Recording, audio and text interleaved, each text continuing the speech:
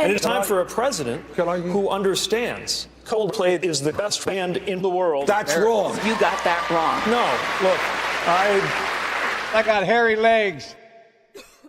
I'm best equipped to beat Donald Trump. That's what your poll said. Vice President Biden, why are you a better choice than your opponents? I got hairy legs. Hairy legs that turn blonde in the sun. In the sun. Comes up my legs.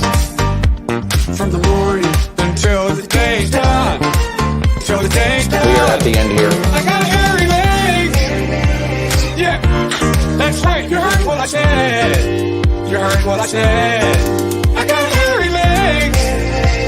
Yeah, man. Watch the hair come back up again. I'm the guy with the best chance to win. Time is up. Thank It's you. only 60 seconds, not up yet. Corn Pop was a bad dude. And he ran a bunch of bad boys, a bad crew.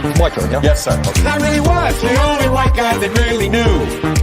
He said, I'll meet you outside. And I said, what am I gonna do? Corn Pop, he can't stop. Corn Pop, he won't stop. Yeah, That's fine, thank you.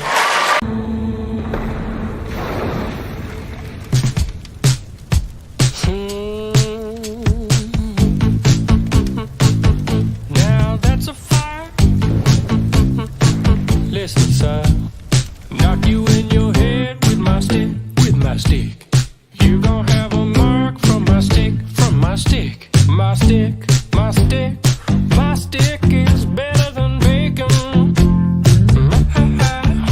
You can't touch my stick. I don't wanna. Yeah, you want my stick. Dunk your coconut with my stick. Look at my stick. You gon' feel the wrath of my stick. Fear my stick. My stick, my stick, my stick is better than bacon. You can't touch my stick. It's just a stick. It's my perfect stick. My stick is my friend, born from a log. Everyone can see it's better than bacon. Why'd you get so crotchety and mean? Look at my stick. Why'd you drink that creature's milk is green? Got me sick. My stick, my stick, my stick is better than bacon. You can't use my stick, but it's just a stick. Don't you like my stick? No, it's just a stick. It's my perfect stick. My stick and me take walks every day. Past the hooligans down by the ocean. When they laugh at my stick, then they learn how my stick is much denser than bacon. Caught a little piggy and I let the little piggy run amok. Blowing on sleep, little piggy kept waking me up. People often fight about which birds are the best birds, but everybody can agree that the seagulls are the worst. I kiss my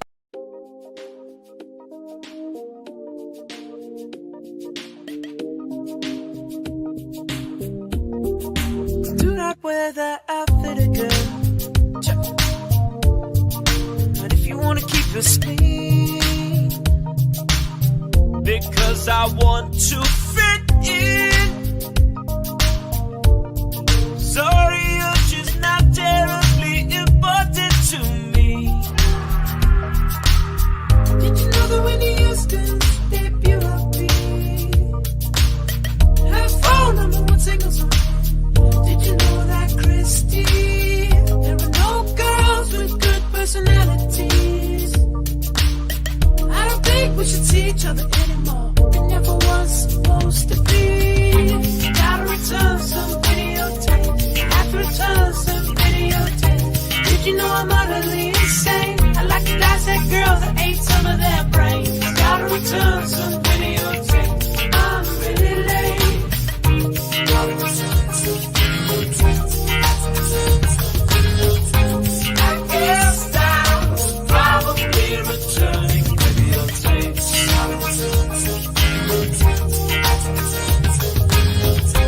I guess I'm probably returning videotapes.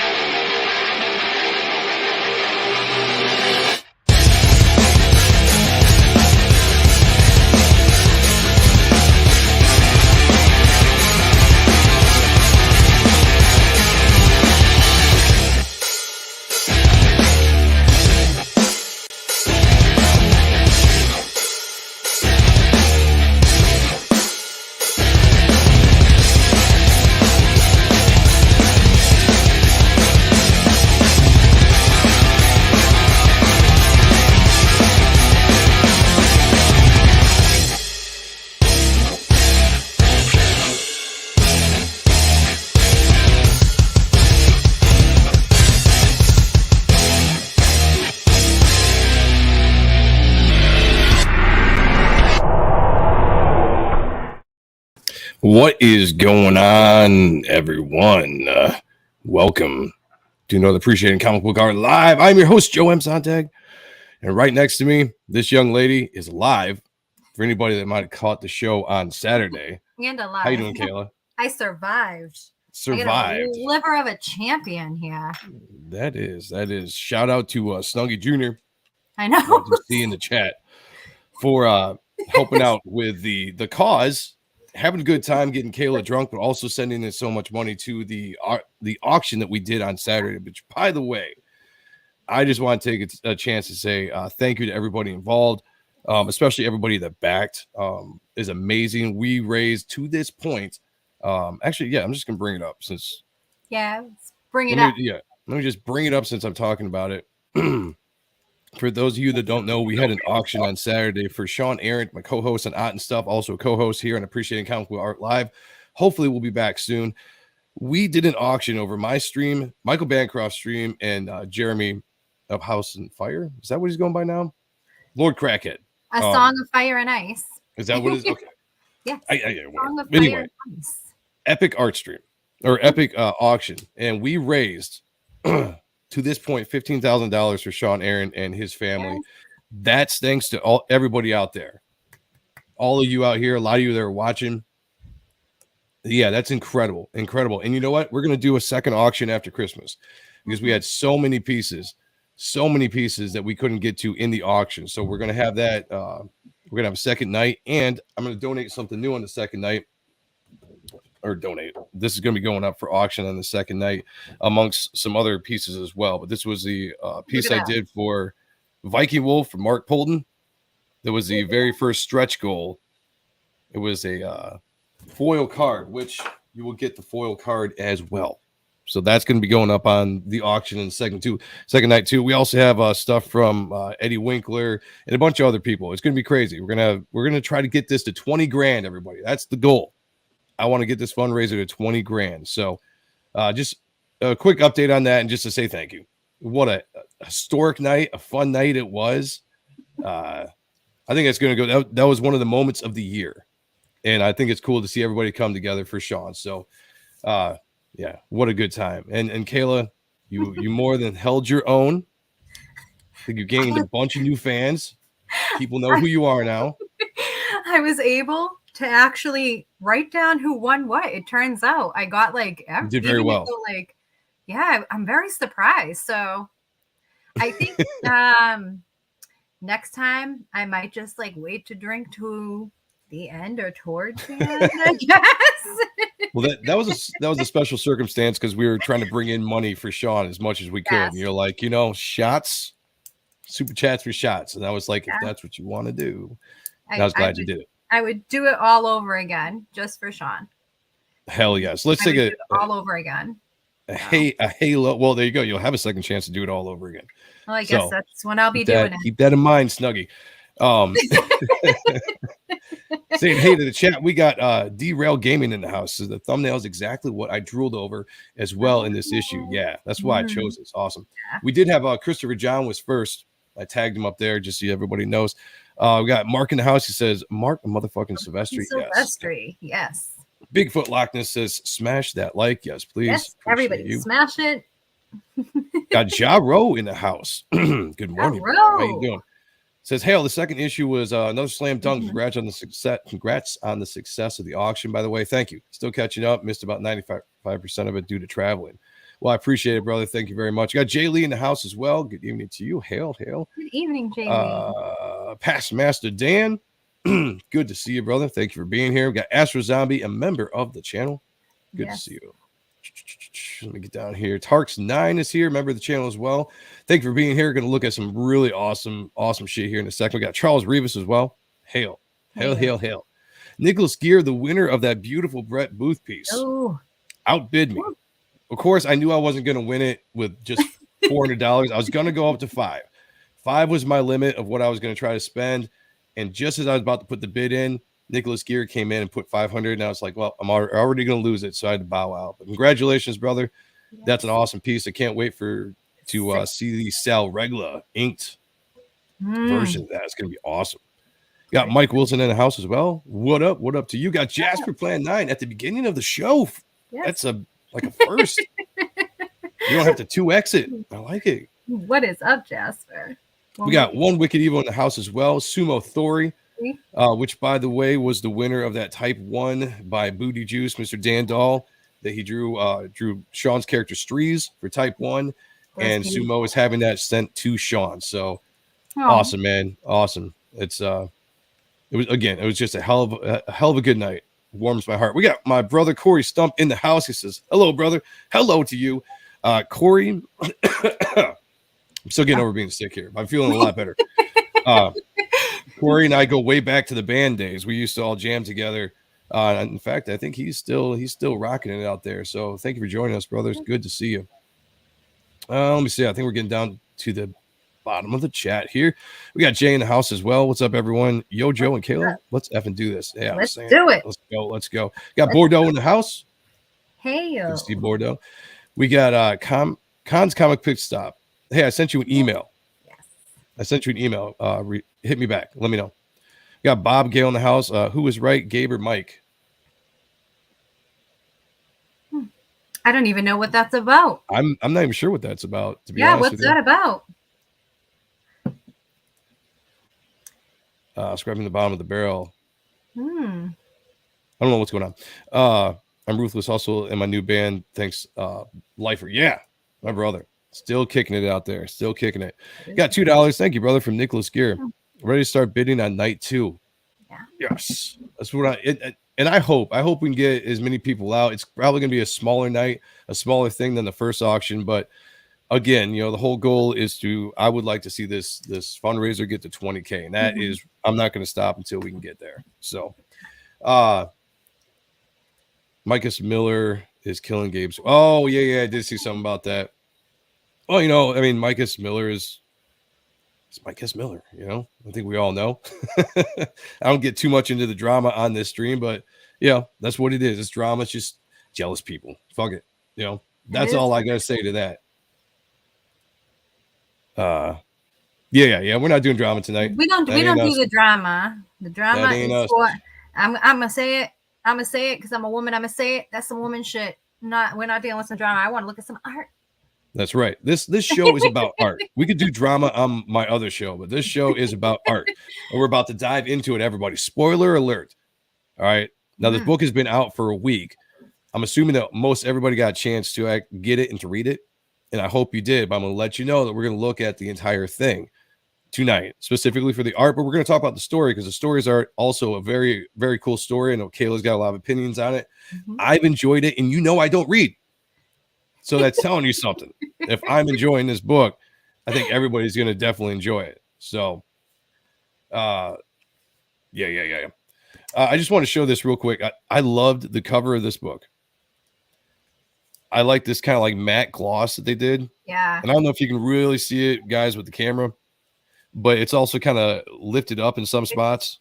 Yeah. It's not like quite embossed. I don't know exactly what it is. Yeah. But I was really impressed. Like it feels nice. It's got the flexibility I like on the floppies, but it's also got like a sturdy feel too. So it was pretty cool. All right. You know what covers I liked best, though? I do. We're going to take a look at that. After we look at this book, we got some Kelly Jones covers that we're going to definitely take a look at. Spawn Batman came out today. It's a fun book. Not reading necessarily either. Yeah. I got Spawn Batman. I got a couple of these. I got the Brett Booth variant. And that's the awesome variant. Yep. And I got the regular covers. Currently I'm reading it. I'm going to actually take time and read this one as well, just so you guys know. And I'll let you go. I'll do a review on it. Got Chimera in the house. Good to see you. Got Jay Ryan as well. I said, damn. Yeah. Yeah. I've got two. Yeah, Joan. Yep. Kelly right. Jones. Yes. I just want to throw that up there so you guys saw it. But this will probably do better. This video that I took of it will probably show a lot better in detail. But man, what a book. All right, Kayla. You and I were talking about this. Maybe this is Sylvester's last sequential work. Maybe it's not. I hope it's not. But I'm like, Sylvester, please come over and fix X-Men after this. Please Yeah, right. team up with Chris Claremont and do like a mini X-Men series afterwards. Hail, Dennis. Good to see you. So, I haven't read a Batman book this great since Europa, because I really enjoyed Batman Europa. That was the last Batman story I really did like. I just obviously, I love Silvestri, but the story reads fun. It's it's nothing new because nothing's really new, but it's fresh, I guess, from what DC has done. I think it definitely stands out. The mature level stands out right off the bat with this page. This almost reads a little bit like a horror movie. It's got horror movie elements to this story, which is kind of cool.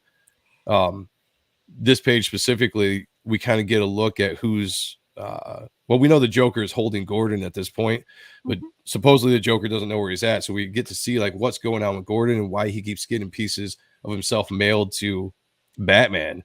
And the scene was just really well put together. I love the dialogue in it. Let me pause this before we get to the next page. I like the storytelling of it. I like the drama that's being built. What they're doing well is you're getting Batman. You're getting the Batman that like comic book readers know and love, with the detective comics element, because a lot of people, Batman was a detective first. And I love that. And you see it within his interactions with the characters in this. Like you'll see it with the Joker, like on the next couple pages when he's like going through his shit. But this has just been phenomenal. And I love this style that he's doing with everything. And the colorist is doing such a great job, I feel, coloring his work. Just because for the style of art that he's doing, it works. It just everything works really well, matches each other very well with this book. Henry Bemis Hale, he says, looks like Silvestri is another one of those guys who's gotten better with age, 1,000%. And then Astro brought up what I was thinking is this kind of has a 7 feel. Yep, absolutely does have this kind of the dark detective aspect. Yeah. So this is, besides being gorgeous work. So I just really enjoyed that first page. This is something I like that they're doing as well. It's almost like that was an intro, and now we're into the story, right? And I love these chapter breaks. Like that's a cool concept with the way that the entire story is presented in the comic.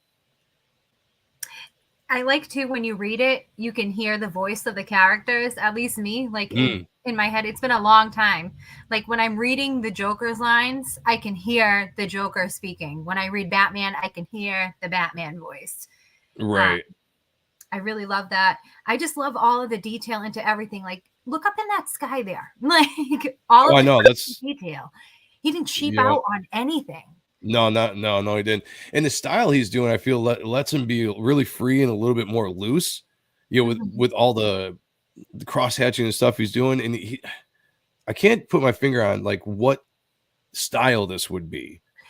It's just obviously you see bits of Wrightson, and there's other artists you brought up, Kayla, that you've seen in it that I don't, because of different medium, I don't follow it. But there's just something about this entire style. I just want to say gothic, and I don't think that's the right term for it.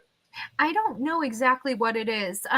Sometimes like this issue though, there were shades of like Barry Windsor Smith that I saw in this a little bit with some of the lines, the scratchy lines and everything. Yeah.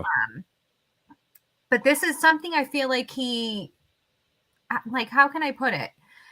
I feel like he's just doing something completely new for him. Yeah, it's definitely a rough touch. A rough touch. There you go. But it looks neat at the same time. It doesn't look. I can't explain it. I love it though. It's like it fits. It fits the tone of this story overall, I think. It does, and this is a gorgeous page right here. But Henry Bemis says the lettering really helps with being able to imagine the different voices. They do a good job with that too. Yeah. Altogether, like I said, I'm very impressed with this book. Let's just take a second. I know I spent a little bit of time on this in the video as well, but this page is just, I always say that in a comic book like this, I like to see at least 2 to 3 wow pages in a book. More if you can, depending on the side, the story. You know what I'm saying? You tend to be able to do that more in action books than anything, but just 2 to 3 wow. And this is one of those wow right there. It's just, it sticks in your head. You remember it. The energy, the action, the movement in this piece, the way that the page is put together, the floating panels, the anchor panel. You start off with that nice high or long, tall panel right there, just showing the depth and the height of what we're dealing with. And boom, right into the action. The city in the background is gorgeous. The movement off of the cape and everything too, and then the batterings he has there, whatever he was calling them. A rough Batarang? touch. Oh, yeah, crazy It looks energetic. crazy energetic. And just everyone's poses, I think, are just so dynamic. I love it. It Yes. looks like everyone's flying off of the page. Yes, like- that's another thing. He's killing it with the different poses, and everything just looks smooth and fluid. You know, it looks like the characters are just moving so smoothly in this art. Just look at this, just fighting kind of defensive stance he's got Batman in. And it plays within the story, you know, because he's kind of assessing these characters. He's kind of giving us, the reader, a rundown of what he's experiencing as he's fighting these characters. And it's kind of cool to see this pose be a very defensive pose and not necessarily this big offensive like strike or whatever. Mm-hmm. And you just really see what he's dealing with. This character up here on the left that's diving at him. Everything about that I love. You look at the form, you look at the folds and all the clothing, the energy that he'll put a little bit of movement in there. The hair flow. The hair flow, The a little hair bit of I'm a little sorry. bit of drag. I love the silhouetting here on this character's face with the red eyes, and you can just see the folding of the clothes and just how the hands, like, so creepy. I love that. And they're coming right out at you with the knee coming forward too. It's just amazing.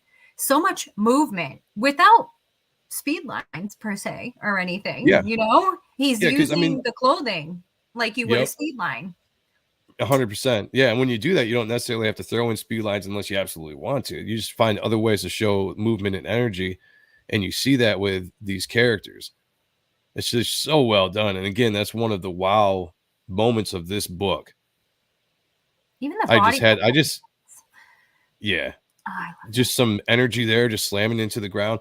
What I like about the style that Silvestri is doing now is it's not as clean and cut like some of the stuff he's done in the past, even with the darkness when he started to get a little bit more etchy with his lines. But he's able to use shapes very, very well. You look at this picture and like, yeah, you can make out some arms and some elbows and heads, right? The rest of everything else is shaped out, but he uses it to show the impact and the falling aspect of this panel. You know, it could be you might say like could be an artist cheat, but it's just like it's utilizing what you have. You know, instead of having to draw every single thing, bodies all over the place, especially when you got a cape involved, you can use that and create energy. But there's something very very intoxicating about his new art style. Does that make sense to anybody out there? Makes I sense just simp in here. To me, it looks like movement. Like it just all conveys movement and action. You know, I don't look at it as like a cheat because it's done correctly.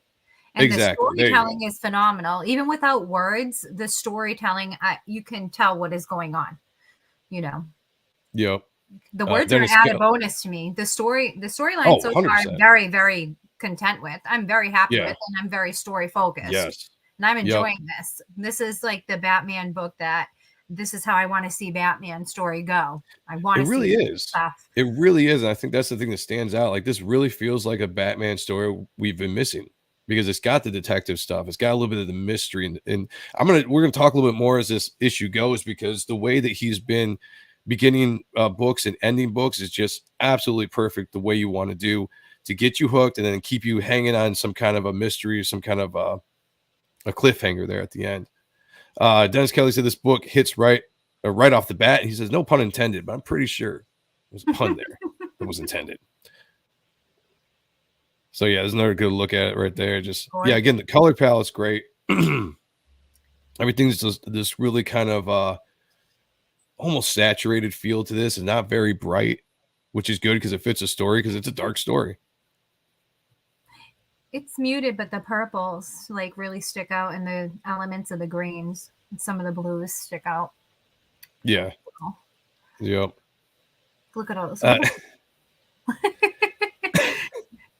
was just going to say, I really enjoy Sylvester's Joker in this I do book. too. Not just the writing, but I like the art. I'm gonna focus here in a second. The way he's drawing him. He's drawing him the way I think the Joker should look, which is tall and lanky. Mm-hmm. You know, just it. And he's got it perfect. You know, he's not too big. He's just kind of what I would assume the Joker is. And it's funny too, because there's some places in this book you can really see how he accentuates the long legs and the, you know, the pointy knees and pointy elbows and shit like that.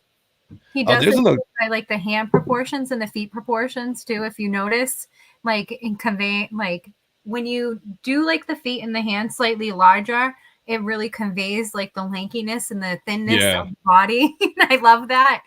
You know, I like the really pointy shoulders too, whether it's shoulder padding he has on him or something, just very angular and very sharp, even in the facial movements. Yeah, sharp. That's a good word I for it that. too. Yeah, sharp. This was another panel I really dug, which was I just like it. You know, it's mainly shapes with just a little bit of highlights to show what's going on, and your eye takes it in. You know, you can understand what's going on in that panel, even though it's like just really crazy and hectic. You know, as this fight would be. You know, it's just that kind of stuff right there is blowing me away with his current style. It's like an upgraded silhouette. Yeah, exactly. 100%. Like, you know, because I love all of that because it is. I like the silhouettes. You know that that's not quite a silhouette, but it's like an upgraded version of one. Yeah, it's got the feel. It's got that feel of a silhouette, but at the same time, it really gives energy. Yes. You know, really packs that energy into that. Like, look at this here. I love the exaggeration on Joker's mouth too. Right. Yeah. The way that it should be.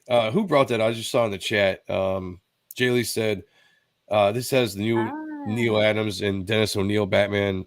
When it was dark and gritty with the detective parts. Yes, absolutely. I agree. I got you. I never read that, but what I was going to bring up is that I feel like this has a classic Joker laugh feel that you would see with someone like Neil Adams, you know, like the big mouth, over exaggerated teeth and laugh and smile. It's like a Cesar Romero Joker. That's who played the original Joker on the Batman 66 show. Yeah. He never bothered to shave his mustache, just put white paint right over it. Yeah. But good joke. He's still a good Joker. He's still a good Joker. Oh, this is what I'm talking about right here. So this is what made me laugh. The picture of the Joker on the right there, which just shows you the lankiness, you know, the twig that he is in this. Yeah, look, I had to laugh so hard at that when I first saw it. I was like, that's perfect. That's great. You roboted. You just roboted a little bit, Joe. I'm roboting? Yeah, for a second. Crap is what it is. I pay too much on my internet. Yeah, I pay too much on my internet to robot. What are you doing? Coming to say hi? Those cats. Well, hello, cat. This is my favorite. This is a different one? This is my This is my precious. This is Monet. All right. Well, don't knock anything over today. She's Monet. Not the one that knocks anything over. Although I just knocked over. I was just gonna say you are apparently. That was me with her long tail. I just. We got Baz in the house. Hail, Baz. Good to see you. I love too they didn't cover up all of those lines. Oh yeah, let me like when you look so at the explain. So see all the lines there on Batman and everything. The colorist did not cover up all of those. He put just enough of a shade. Go to the back of the book. Do you know what I'm saying? Like this colorist is amazing because he's working with more darker colors and kind of muted. I would say they're kind of muted colors, you know, besides like I said, muted, muted. Blue is he uses blues within the black I see, and the greens very really dark stick muted. out. And but you're right, he puts just enough shadow on that line without making it too dark and covering up just some really beautiful line work. And what is cool about this book is in the back they have a few bonus pages that are all just black and white. I definitely think they're going to do a whole black and white edition of this book when they release this in a hardcover. I hope they keep on doing 2 for 1. I hope they keep on doing those. What was that version of the book for issue 1 they put out that was just black and white with a script? It had like the foil overlay on the logo. Oh, the local comic shop edition. That was only for Yeah. local comic shop day, though. Oh, that was it? Man, I was hoping that would Yeah, be a running theme that they do. I love that. So All the movement no here. advertise. And I love what he does with the face on Joker when they're falling off the building. When he's like hanging off the building there, and everything. The Yeah. perspective is amazing. All of this is great. All right, here we go. Yeah, let me pause this here. Sorry, my eye wants to go everywhere. I don't know where I want to talk about first. Oh, I know, right? I should go in order. I just wanted to pause it on here because I remember a while back, excuse me, before like this had been announced he was working on it, right? 2017, when they kind of made the big announcement that this was coming. And you started seeing Silvestri dropping some stuff on his social media, on Facebook and on Twitter. I remember he drew this very, very loose sketch. And it was just like bubbles just kind of motioned out people. And he was showing like how he kind of concepts of how he draws energy and just kind of works and whittles down at it. And it was this panel. You couldn't really tell it at the time, but I recognize it from just where he positioned all the characters that it's this panel. So I don't know if anybody else had seen that before and put that together, but I thought it was really cool when I saw this because I just automatically recognized it. And it turned out badass. I have to see what you're talking about now. Now I'm I'll curious. see if I can find it. It's a couple years old, so it might be hard to find on the social medias. I figured you would have had it saved in your phone. I'm sure it was at one point. Sure it was. I do like this kind of running joke the Joker has here about so dangling me from a roof is going to be a thing with us now. I like his dialogue with the Joker. It's not too over the top cheesy, but it is just cheesy enough to the point where in a situation like this, you can see the Joker saying that. You know what I mean? It seems natural. The Sylvester have a few issues down in the bag. When they launched, I expect a longer wait between issues. He's got all 7 issues done. And this They're was all dated done for and ready to roll. February 2023. If you look in the back of the book, so I don't know what happened then. They have the print date, having it printed in November, right? But then they have this book here. Says February 2023. Yeah. Even though it was released December, which is very odd. It's very Who knows? odd. Maybe it's a mistake. Maybe the first run of it will have just an error in it. Maybe it'll be more, collectible because of that. I don't know. Just cool movement, and again, not a lot of speed lines. You can see how he kind of used his line work there with the gauntlet to show the upward movement and blasting into this creature's eye with his elbow. Let's go. But no, Sorry, yelling at hold cats on. again. Releasing the cat. All right. But adds that movement, adds that feel with just kind of being a stationary picture, I guess I could say, without having like crazy speed lines. I like it. It's subtle, but it still conveys the movement, I think is what I'm trying to say. I have to say, like the entire book, Silvestri, and I'm sure Kayla can, if she's listening, puts these characters in a lot of unique positions, right? Like there's like typical positions that you would see in comic books. You got the hero pose and the usual kind of stuff you would do for a hero lunging at you or doing like all this kind of badass foreshortening. And it's just fun to draw. So you see artists do it all the time. But Silvestri really kind of goes out of his way to put these characters in, I want to say, almost more natural poses where he's going for a little bit more realistic look with the characters, if that makes sense, even though we're talking about Batman fighting these mutant Joker characters.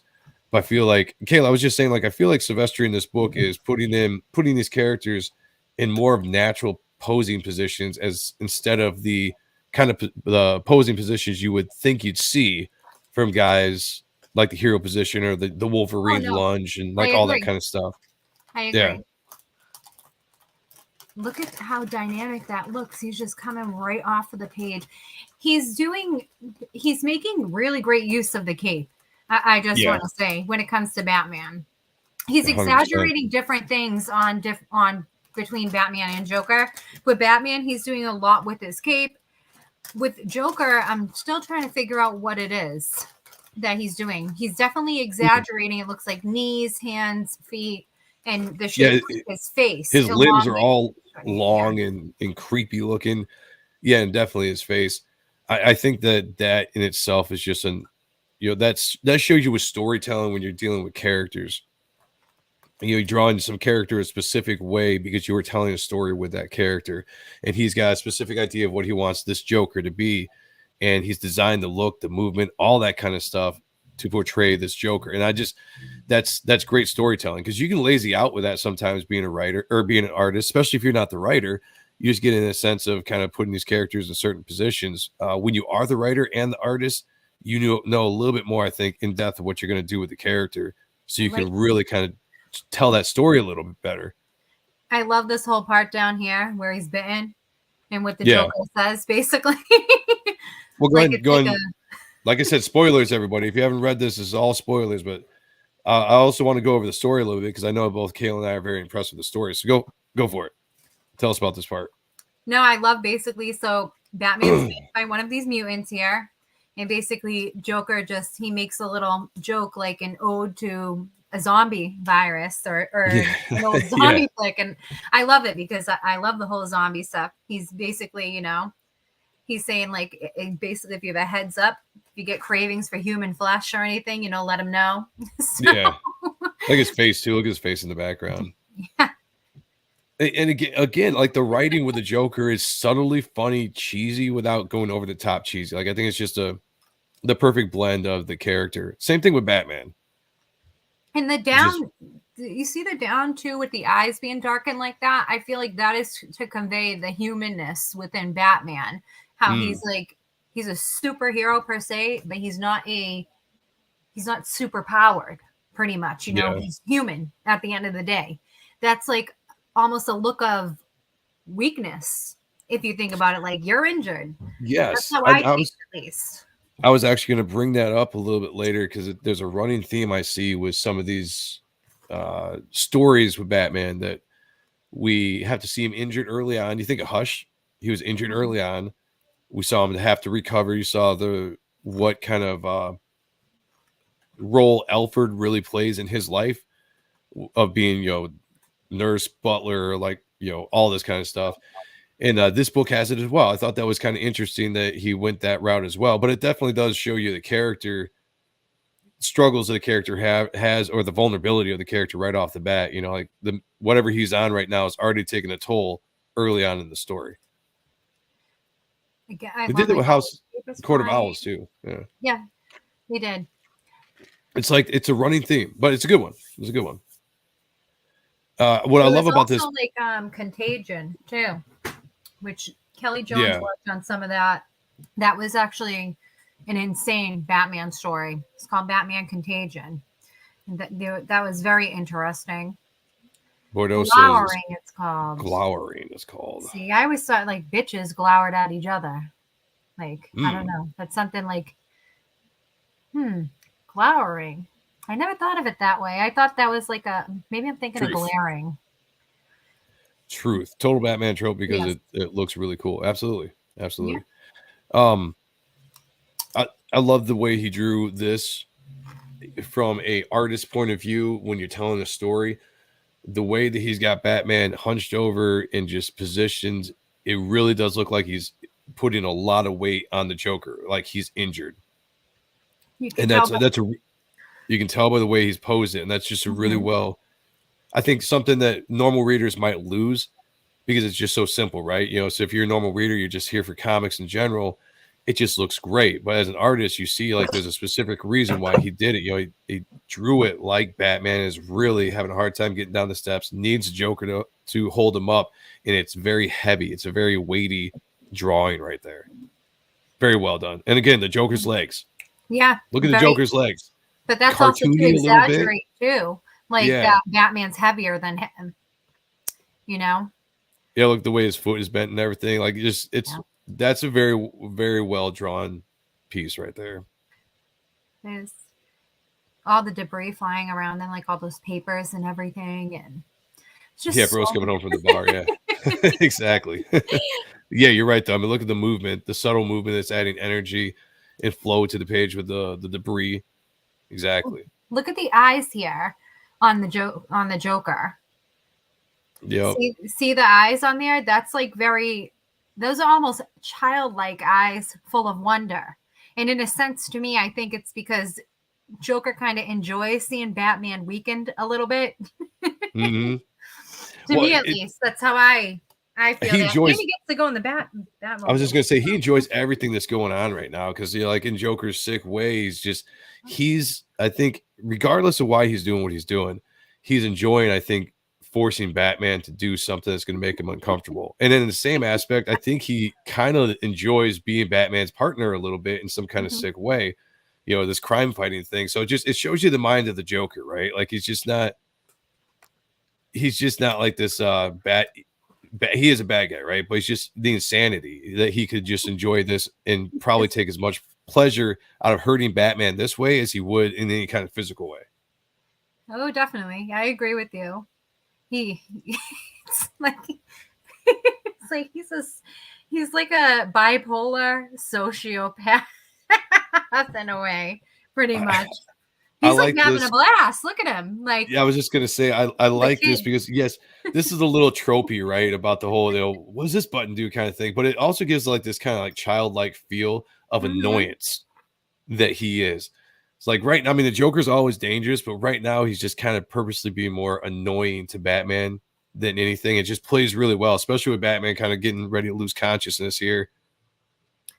But it also kind of gives a cool idea of the tech Mark Silvestri is putting into this book. He's really thinking of ways to utilize the Batmobile and the drones and like all this other bat tech that he has. I think that shows a lot of involvement with how in depth you're trying to go with the story. The Joker would be lost without Batman. They'd be lost without each other in a way, in an aspect. Yeah. This is interesting here, but it's like you can already predict what's happening. So yeah, for sure. It's just so well drawn. I like the environment of the pit that she's in.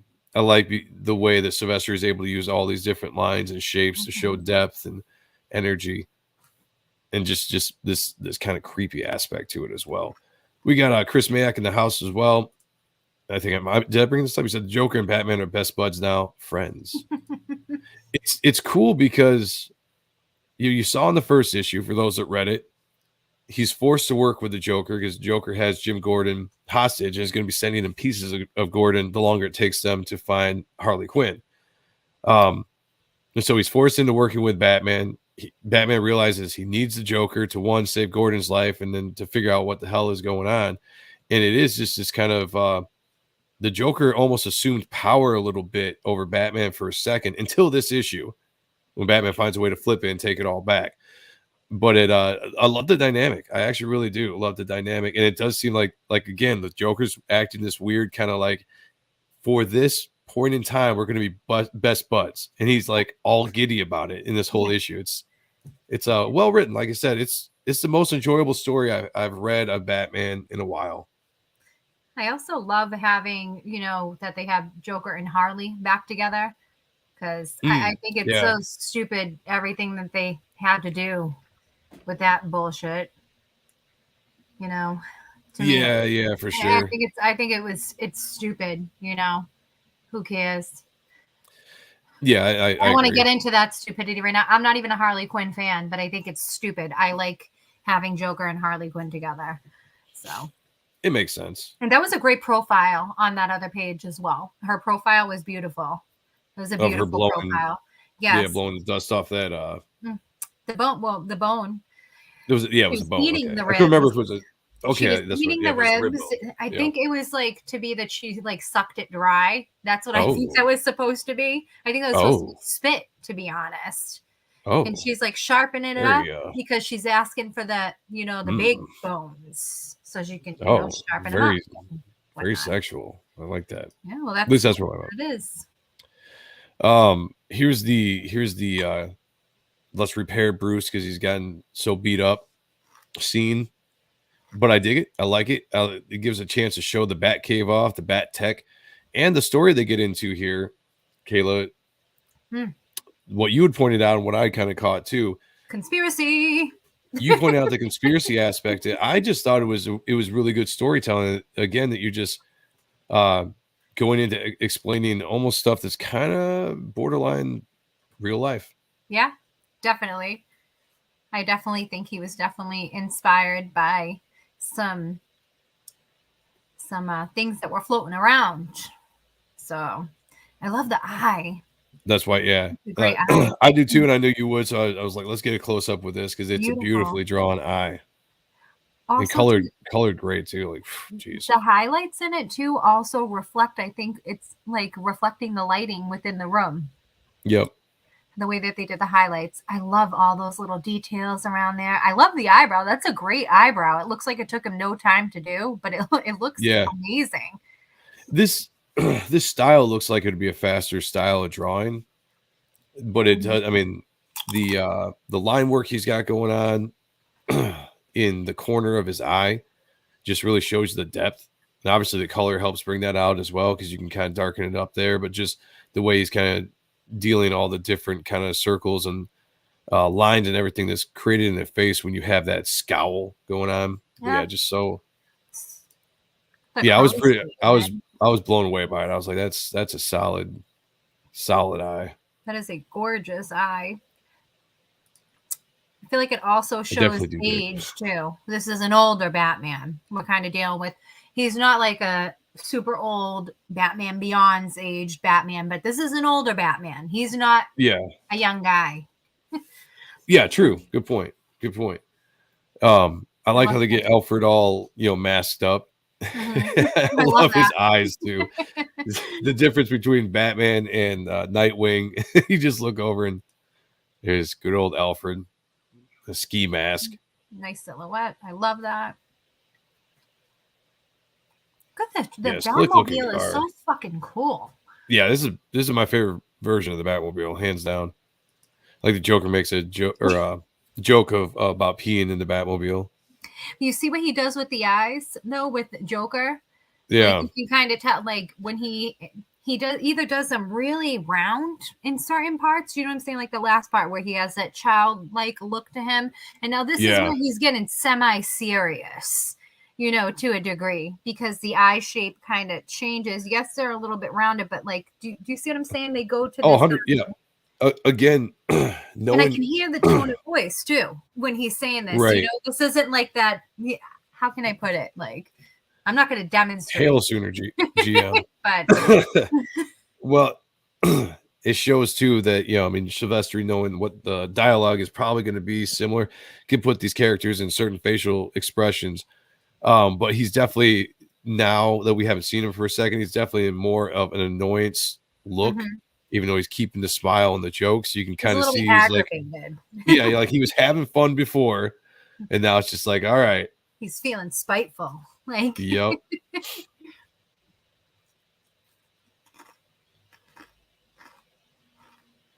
Yo. I love everything. Yeah, I really love, and we're going to do some zooming in here on the right, but I love how he did the Batcave and just the personality he's given the Batcave. Now, remember, guys, Sylvester said in an interview that the Batcave is going to be drawn like a character in the 7-issue miniseries, that the Batcave from issue 1 is going to be shown wide open and enormous like the Batcave is, and as the stories go, the Batcave is going to be getting smaller and smaller in comparison to what he's showing. So it's showing like some kind of claustrophobic, walls are caving in kind of feel. So watch for it.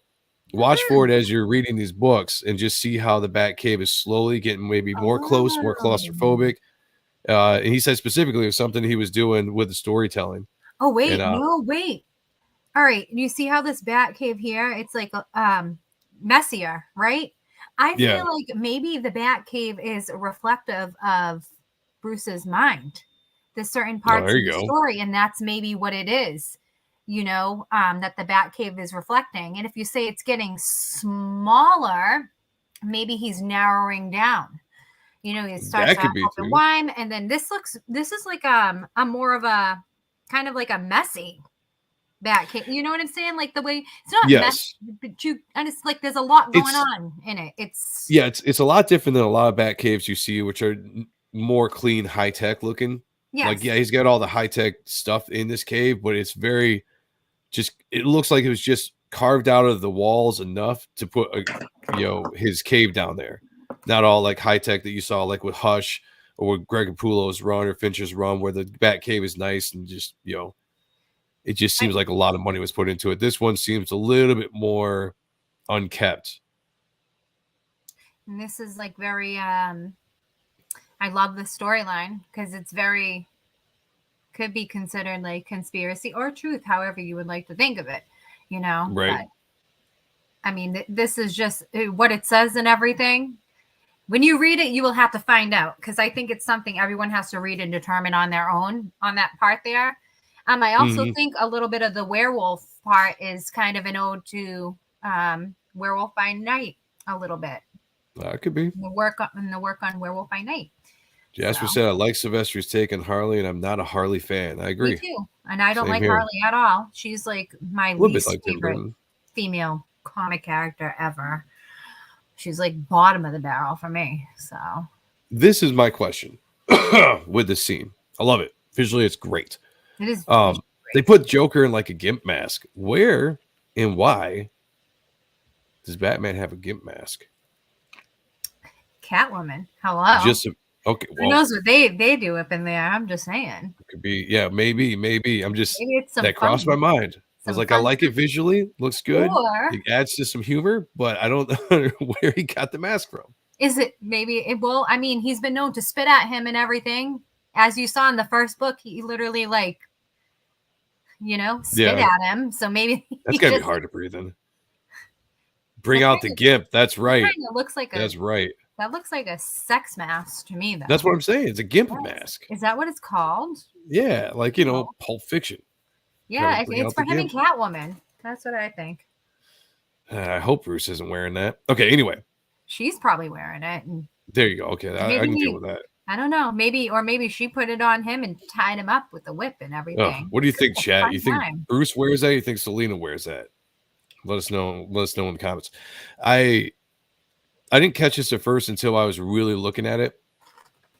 But he's got the Batcave basically with these rapids and water and stuff running through it. That's a cool concept. I don't think I've really seen too much in the design of the Batcave. And then you get these like tiny little platforms that he's got stuff on in the side of in the cave, and it's always just like suspended over stuff.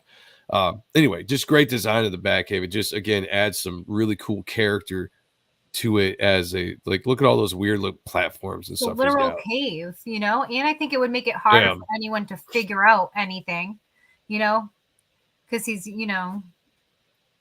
I'm trying if someone found their way in it, got in, how are they going to get around to everything? It's not going to be easy. Astro Zombie said that Alfred wears it. Oh, Jay says that Dick Grayson wears it. Now I'm getting disturbed here. I think they rock, paper, scissors for it. Mark is exercising. He could be. He could be. He could be. He is a West Coaster. I'll just say that. Yeah. Bruce Wayne probably has very expensive. Maybe that's how he needs it. I don't know. I just thought it was interesting. I was like, it looks funny. It looks good. Maybe he just thought it was like a cool looking design. Maybe he's could be or that. Maybe he's trying to humiliate the Joker. I don't know. He would enjoy that too much. I feel like probably. What a great Catwoman! I want more Sylvester Catwoman. Yeah, and we're gonna see her. I love this too because they're basically talking about, this guy saying like, oh, I'm going to go on vacation. Oh, you got all the gems there and everything. And then she appears like right on time. I love that she brings the cat with her. I don't give a fuck. Like, I'm friends with Bruce. What are you going to do? Like, oh, I like in this scene that the small talk that's going on between these two guys. Mm-hmm. I'm pretty sure running for mayor 1-1 or whatever, that was backed by Bruce Wayne. And he's just like, when I have power, I'm going to have you up in front of, you know, a tribunal or whatever it's called. I was like, that's like some straight up absolute political stuff. But you then know, just she- going warring back and forth with each other, threatening like all these trials and all this kind of stuff against your political opponent. I just thought it was interesting banter between the two politicians. Well, it's interesting too because you think the one that's more powerful, and then you know she shows up there with the cat to prove that he's not as powerful. You know, that was a whole power play. It was actually it's actually quite genius, and there's a lot of I love how he's keeping her character very mysterious because Catwoman is mysterious. And he draws her very cat-like too. If you look at her facial features and everything, you can tell it's a Silvestri woman, you know, for sure. But he does her very cat-like with the eyes. Your focus is on her eyes instantly. To me, at least. I love all the sketchiness of this, the background noise. I love the silhouetting over here. Sometimes, and this might seem weird, but sometimes when I'm looking at certain scenes like this, where it's kind of just more real life stuff than we're doing like Batman or Super, sometimes this kind of reminds me a little bit of a Rockwell feel to some of the stuff he does in this style in this book, artistically. Because the faces are a lot different than Silvestri would normally draw faces. It's definitely Silvestri. Look at her eyes, though. He gives her like the classic cat eyes with the arched eyebrows. Like he's given her a very cat-like look, which I love. I love that. Very feline features. Yeah, Robin has soft hands. He probably does. Bruce Wayne got Catwoman a plug-in tail for Christmas. Oh, wow. But even this one, even that page there, she's very cat-like. You can't look at the cat's face and her face. Do you see what I'm seeing there? Even I see. The nose down, you know, it's like very mirrored. She looks Asian American. Yeah, that too. So that too. But yeah, I see what you're saying. Well, that's a classic cat eye. That's like a very, very popular makeup style, and he kind of gives her, I would say, almost like a. If you've ever seen paper dolls, which I don't expect most of the men to see them, but if you look at like the 1960s modern style paper dolls, he gives her that kind of appeal. Like I'm trying to think. Like I would have to pull up a picture to show you guys. Like yeah, I'm not sure on the paper doll thing. Well, I'm a girl and I had paper dolls when I was a kid, so okay. You know, I'm not gonna lie. But I'll allow it. Let me go back to this whole aspect, which the only thing that I was really mad at is that they just ended the story in the next couple of pages. I was like, what the that's it? Right. And again, that's what I'm going to talk about. I like that though. I mean, it's an average size comic book, 22 pages. And it ends on cliffhangers. You know, it gets you sucked into the story just enough to where the story kind of you feel like it's rolling and you're figuring some stuff out, and then boom, it's over, cliffhanger. And I'm like, that's just when you're doing monthly books, that's what you want to do. Don't overthink the GIMP mask. It's like bat, shark, repellent. Move on, guys. I don't know, man. See, I can overlook a lot of stuff, but the GIMP mask, there's something about that. I want to know. Bruce, I want to know. He's definitely going for more realistic in his style in some parts. Yeah. You can great point. I mean, we said that before with just he's drawing faces different. You know, it's obviously still Silvestri, but his faces are a lot more realistic. And again, like I said, it gives me like that Rockwell kind of feel with some of the stuff he's doing. I love when you can convey so much emotion with the mask on. I love that. Yeah. For granted, Batman, he has like a half mask, but I'm saying like in the eye pieces here with the line work within the nose and just I love that.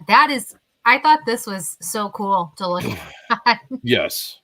And this, you know, the whole style, like I said, like the book has a feel. Somebody mentioned earlier, it's got like a Tim Burton kind of feel with the Batcave, but it's got that feel. I'm not saying Tim Burton, but it's got that own unique feel to this story that it's going to stand out no matter what. Yeah, obviously Silvestri, but this is going to stand out specifically because it's drawn in such a different way than you've seen Batman before, or at least in a long time. And this, again, something like this is all shapes. all shapes with a little bit of rendering and some shadow to bring it out. But when you look at this in just like black and white, not a lot of detail. The colors really kind of come in there and muddy it up a little bit, saturate it. Yeah. Oh And my it just gives this eerie feel. I have to, because you know what? This is something that I thought too. Really? So I'm glad I'm not the only one that thought it reminds me of Dr. Seuss the Lorax. It does. Okay. It does. I don't know At if I the ever end. read that. You know, I've read what kind of child? I'm sure I would- did. I'm not sure. You know, Oh I my haven't read God. Dr. So Seuss in it's years. basically like from all the pollution and everything, Mm. everything got that way, and just how the buildings are left and everything. That's so funny because I 'cause thought that too. this definitely looks like a friggin' war hit it, you know, like it's just supposed to be a worn out factory that the Waynes used to own, that Thomas Wayne used to own. But it's just, yeah, I love the way it's drawn. That's my only point. Like, I just, again, just style wise, how he's doing it, a lot of shapes that are just kind of fleshed out with rendering and some shadows to just bring it all together. It's very, what is the word I'm looking for? It's gritty. Style wise. It's very Definitely gritty. style-wise. Definitely gritty. I don't know what it is. I love it though. Think of It's so yeah. gritty, like Look at the use of the lines, right? they're That gives amazing. your eyes so much to digest when you're looking at a background like that. There's so much little line work that pulls your eyes all over the place. Yeah. And gets you really sucked into the chaotic, gritty, great word, just chaotic, gritty nature of this art style for this book. I thought I had to laugh about this though, because I saw Batman's using a cell phone in this. I was like, man, if Malin's reading this, he's not gonna be happy about that, because I know he doesn't like the use of technology and stuff like that within the books. One, I think maybe because you can date yourself. You can date yourself with the technology in the book, and if you're trying to have a comic book always just be in a perpetual current that's like day a basic looking feel. thing. I mean, that's like a basic looking. It could be anything, but. Ja Rose says he knows paper planes. Yeah. More so than paper dolls. I loved this. Isn't that a song? Paper dolls. Yeah, this was a crazy scene. It's almost made me think of anime. It makes me think because I read Chainsaw Man. Well, not all of it, but most of it I've been watching. And Chainsaw Man kind of. Oh, I gotta watch that. Is it any good? It's like. Do I have to read it? I feel It's like dubbed. you would visually like it. I don't think you'd be Okay. interested in watching it because it's really made for like teenagers, I feel like. But the gore part, the action stuff, the art in it, you would love. Absolutely. But it's basically like that's about like a horny boy. Everything that he wants to do is pretty much and because he wants to, fuck a girl, and he's had a horrible life, and So he becomes a human chainsaw. oh well, it's more complicated than that. Like he has. Oh, we'll this- talk about it later. Yeah. We'll talk about it. Yeah. It's like, but that's like why his whole thing is because of that. But that is so freaking cool. I love look at the perspective on this too. I love how the light is around the silhouetting of Batman as well. Yeah. So. And again, not a lot of use of hard blacks, as Malin would say, in this entire style that he's doing for this book. A lot of broken up shadows. You can see he's actually spent time going in instead of blacking stuff out, really just kind of grittying it up so that the light is hitting something in every single shadow. Yeah. And I just Definitely love adds a little more to that folds. realism. Yeah, All the folds on the clothes is so cool. always been one of the better fold drawers in the industry, I'd say. See, again, with The eyes. I love that. I love a great close-up to a character's eyes, like Batman or Spawn or something like that, where you can just really kind of convey all the lines and everything, but just it adds the intensity, in this scene. You get this you're really pulled back in this scene.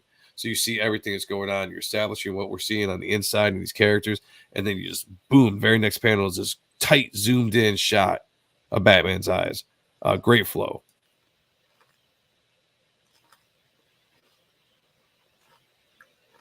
I'm just munching away here like it's a movie. And then, I was just about to say, and all we hear is Kayla eating.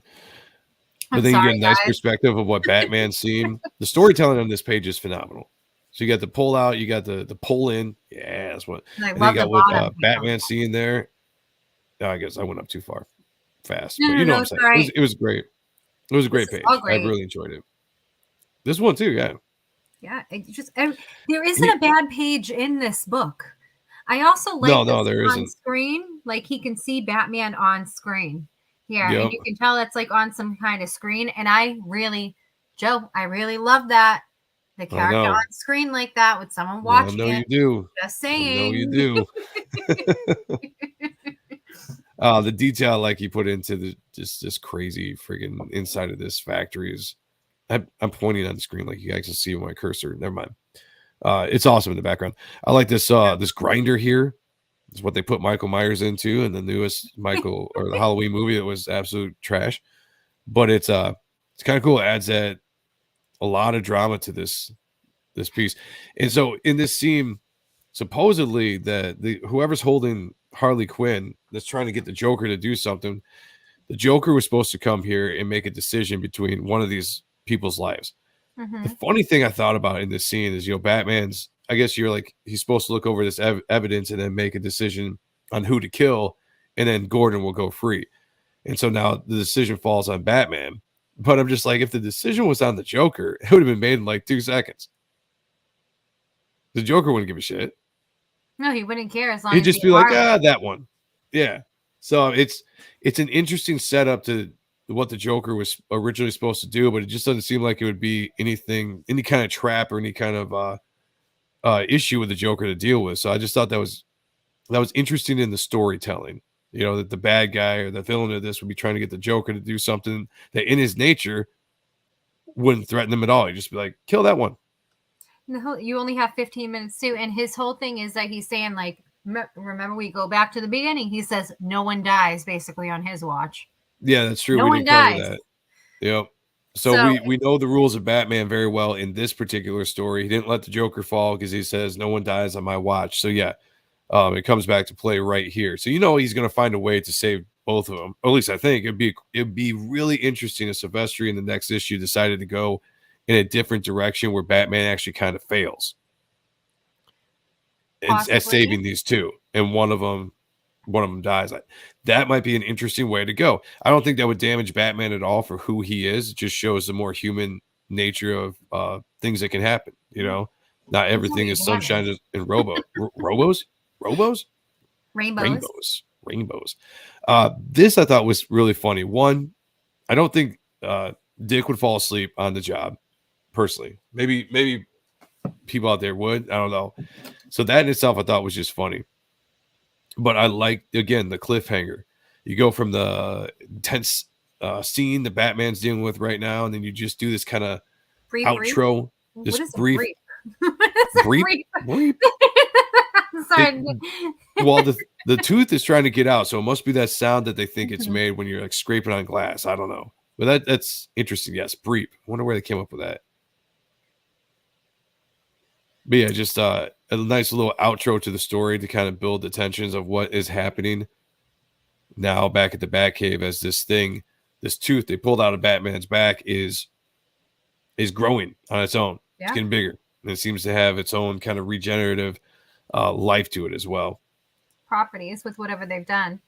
And we know that it's definitely a combination of it has Joker's DNA to an extent. So yeah. Hail Justin size, pull in, pull out, giggity. So okay, here we go. Let me pause this for a second. End of all the books. This is amazing. Yes, this is great that they do it with the end of the books. Let me catch up real quick with the chat. What are you guys talking about? Just catch the action scenes of Chainsaw Man. The rest reads like frustrated virgin power fantasy. Oh, is there a lot of anime stuff? It's kind of like that though. Not all of it. Rubbles and Fold, yes. Got American Brute in the House. As we don't talk about ends, Joe. Never happened. Truth. We got Nightwing catching a nap, made me laugh. Yeah, I think it was just kind of more comical than anything, right? Because I think if you got a dangerous character like the Joker there, you might be a little bit more aware. But it was just it was funny the way that he wrote it. I love the shot of Batman in the bottom right of this page. Yes. Yeah. So I mean, just even if the last page we saw a Batman answer. The rendering on everything is insane. The rendering on the Bubble line in the tubes. Yeah. It's top. It's bleh, you know what I'm saying? It's top shelf. Yes, absolutely. So yeah, we get some good shots at the black and white here, which is I think definitely what they need to do because this book looks so good in black and white. You remove the color, remove the script, and you just get to see the art. This beautiful line art. It's like Starry Night, almost. Yeah. All the swirls and everything. I like I can't tell if the perspective is that way or if it's just because of the way I'm holding the book. Let me look real quick. No, the perspective I feel is like it was drawn. it is like an up angle. It does make Okay. you like you're looking up. At least that's how it was conveyed to me. Okay. Yeah, definitely. I mean, definitely an up angle. It's got like also a curve to it. If you look at the binder or the crease, it's got this almost fisheye kind of curve to it. So I couldn't tell if that was the book, but it's the way he drew it. So I mean, that's pretty cool. I think it has to do with all of the lines up in the sky and everything. If you notice like how the lines are curving everywhere around. Yeah. It's like a mind trick of a It sort. is. Yeah. I love It's there's the rendering on the Joker's face. Again, Silvestri is one of the masters at shadowing a face. And the way he does it now, where before it might have been a lot of heavy blacks, now it's just all this sketchy rendering that he does. It's fantastic. We have Lieutenant Hughes in the house who walked away with a few wins on the auction over the weekend. Thank you, brother, for your contribution. We appreciate you. I like the Joker's tiny little feet. I had to laugh when I saw that. It's like he's got a tiny little feet in this. I thought it was only the front of his feet they were showing. Like they weren't showing the heel. They were just showing like the front of the foot, like pointing down. It also looks like his feet are pushed back a little bit as he's hanging. He's not just hanging straight down. But I thought it was funny to the character, to the way the Joker's drawn. Like everything is exaggerated, whether it's small or big or whatever. Like it's his own character. I love this too. And the whole thing is like, why is there a cell phone? You know, like that was one of the things too in the book. Like, why is there a cell phone? This is just so gorgeous. Let me just pause this for a Just the second. line work on this, it's just amazing. Look at the muscle definition on Batman. Just the movement. Again, like God, everything. This looks so gorgeous. good in black and white. This is like nerdgasmic. I would buy a hardcover of this entire thing collected without the script. And then I would buy another hardcover with the entire thing of this collected black and white with the script. I'd have both versions because of how much I dig this. The muscle definition, though, is insane. And to me, at least, like I'm really drawn to that in the cape. Silvestri's always been great at anatomy. I love Silvestri still. He's got some muscles on top of muscles. Yeah. That he puts on a character that just looks good. Like look at the thighs. Like even the ass muscle they gave this man. His glutes are like fucking. Yeah, he doesn't skip leg day at all. And the capes. Oh my god. Yeah. See the muscles of Batman's legs are insane. Yeah. Does not. Look at Holy that. shit. Sorry. Yeah, it's defined. It's defined. I get so excited. I've already looked at this too. Like I looked earlier today again too. I reread I've looked at this. Yeah, I've looked at this a couple times. Yeah, for sure. See the bottom line, the bottom muscles on his arm as well. Just how the light hits it, and you got some of the spots on his arm with this heavy light, and you can see, and then other parts where he uses the line work, a little bit of rendering there to kind of make it shadowy, a little bit more gray. Like the lighting in this is fantastic in just black and white. You don't need a lot of color help with this book. Some of the stuff it will help separate it a little bit, but you don't need a lot of color help with this book because it's just so perfectly drawn. The cape and the clothing on all of the characters is top notch to me. It is amazing. Yeah. Everything. Yep, I've run out of things to say just how awesome it is. I mean, there's nothing. What more can you say? This is fucking good. There is nothing bad about this. I mean, the lines are insane. The proportions are insanely dynamic. I mean, this is telling the story all on its own. I mean, everything.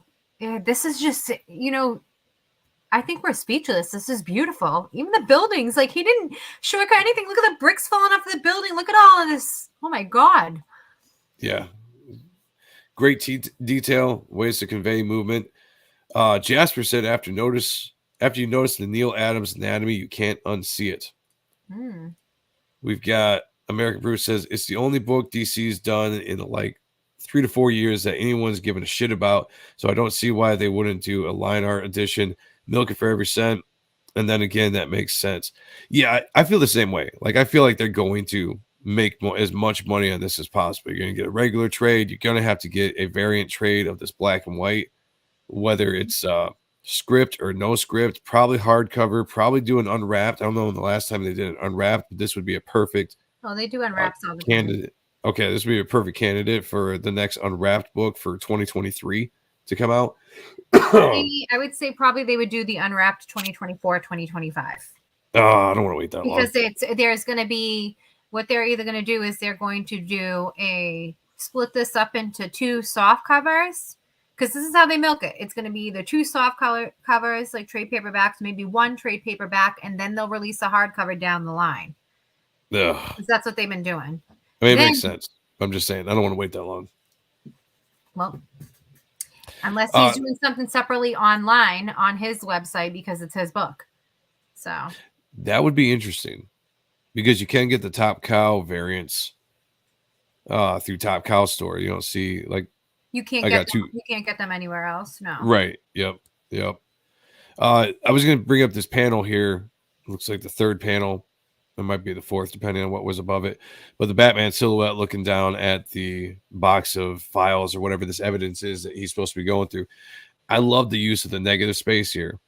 And because the colors are so good, they blend everything together that you don't realize the negative space is there in the colored version. And that's where he did this. You can tell he did it deliberately for the colorist to kind of fill in.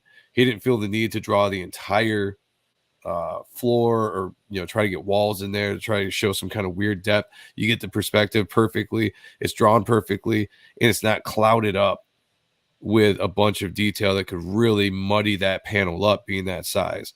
And it's just, I like the way that if you know how to use negative space well, it flows very good, especially when the color you trust your colorist to come in and get that all put together. Look at the cross hatching down at the bottom. Yeah. That last panel. Holy shit. That's nice. A Finch variant would be sweet. Yeah. I agree. I gotta say, like, I know Kayla likes the Kelly Jones variants, and they're good. Mm-hmm. I love Kelly Jones. I'm not a big fan. I mean, all I need is Silvestri and whatever variants he's doing. Like, they don't need to put another bunch of artists doing variants for this book, in my opinion. They were at cover price. The Kelly Jones, they didn't even do like what is it? That is a fucking shame, in my opinion, that they didn't have Kelly Jones do a special, 1 in 25 or 1 in 50 or whatever the case, 1 in 100, whatever the hell they're doing. They just gave Kelly Jones like basic variants. So yeah, it's going to be 2 trades of 3/4 inches each, then a full trade, then the hardcover. That's definitely their operating procedure. I've seen it year to year. Yep. So. I also like that they're doing this at the end of the back of each book, taking a specific black and white scene and then a quote, and they're putting on display. So the way the book is put together, yes, it's a black label, so they can be a little bit more prestigious, but the entire graphic design of this, the way everything is put together, is fun. It gives a unique feel to a Batman book, all the way down to the cover and the back covers. So I was just I'm very impressed all around. I wasn't even planning on talking about this weekend or this week, but Kayla brought it up, and I was like, sure, why not? I'm always down to talk Silvestri. I knew he couldn't say no. Yeah. I knew he could not say no to the Silvestri. I feel like we should go over this like the week after it comes out, because it gives everyone some time to look at it and everything. And yeah, I'm down, because I mean, I was going to keep track of this anyway, because I'm such a huge Silvestri fan, and to me, this is a moment in history that we need to pay attention to and be a part of. Because like we said, this could very well, and hopefully it's not, but this could very well be Silvestri's last sequential run You know, these guys are getting older. You're 67 years old. You don't know how much more he has in him say to that. do long runs.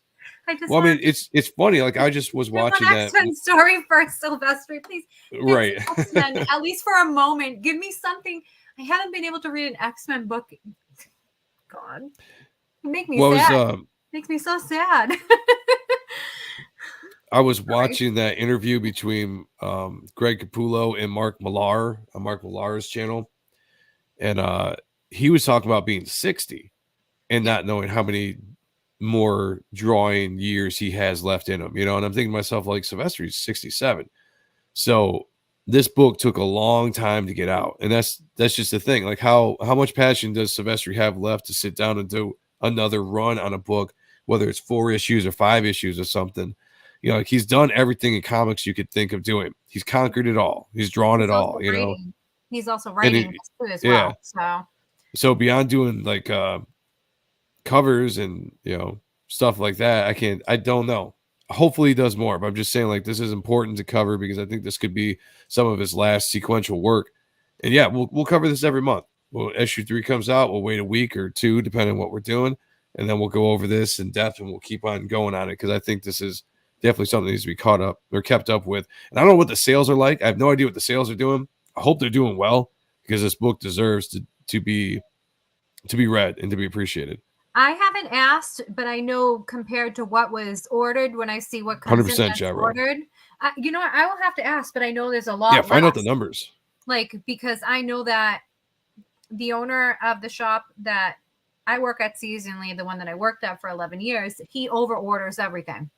That's just how he is for the most part, especially things that he knows or he feels is going to be a hit, you know. But this is bringing, I can tell you, when I got there today after what was ordered, because they had every single variant there that the store could get. Yeah, so that means that there were 4, because let's see, who had variants that came out this week? So hold on, there was that one, there was the Kelly Jones ones. There were 2 more, I feel like, that came out too. Good point, Dennis. Then 67 there was and he is 6'7". 15. There was the 1 in 25 one, and then there was the 1 in 50. I'm trying to think. Hold on. So when I got there, there was only 1, 2, 3, 4, 5, 6, 7, 8, 9, 10, 11, 12. I think there were only less than 20 copies of the book, and that included issue 1. Nice. Well, and I know local comic shop day books too. Yeah, the black and white for local all the comic different shop variants and stuff that they Yeah. put out.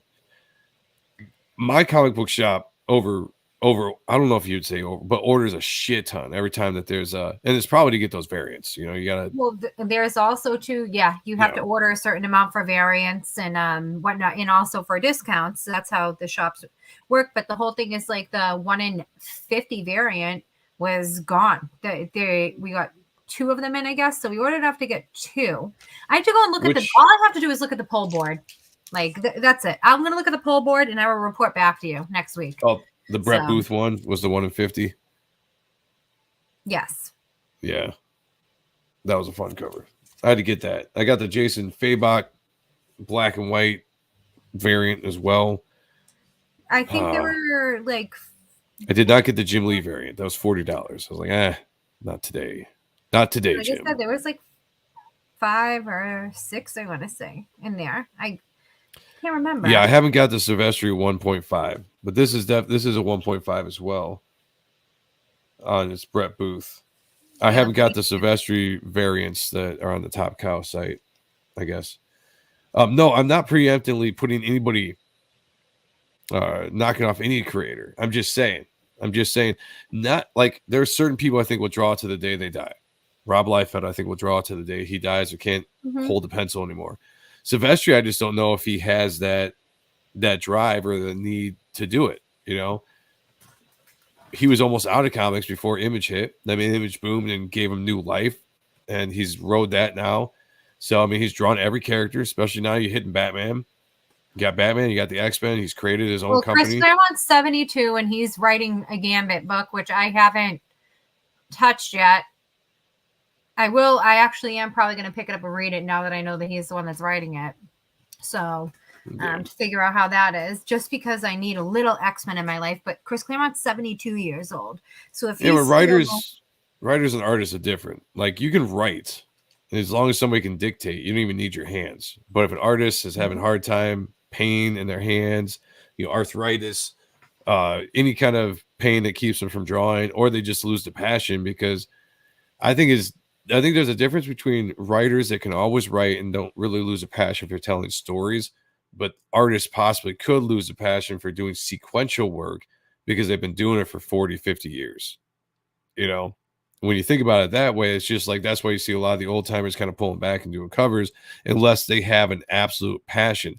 And by saying they don't have a passion, that's not a bad thing. It's not a diss to them in any way. Well, There's a lot of great artists.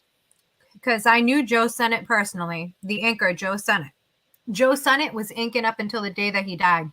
There you go. Joe Sennett, I mean, he was passionate about it. He would be at cons. God bless And that's the his point. soul.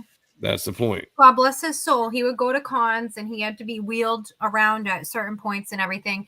And he even would nap at the cons for a little bit. Because he was, Joe was old. Like, God bless his soul. He was the sweetest man. The man was an angel. But he was like doing up until he passed. He was just in love with doing it, Exactly. And so, I mean, that's the difference right there. And it doesn't mean it's not even a bad thing to say. It's just, and you watch your mouth, Noah. You watch your mouth. I mean, call your mom and tell her to put you to bed.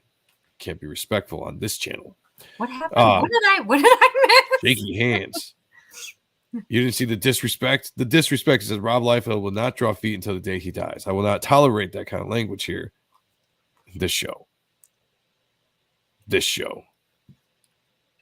Is that all anyone can say, though? That's all anyone can say about Liefeld. Yes, that's it. There are people. John Rose says writing is easier. I don't even need hands or eyes. That's what I'm saying. That's what I'm saying.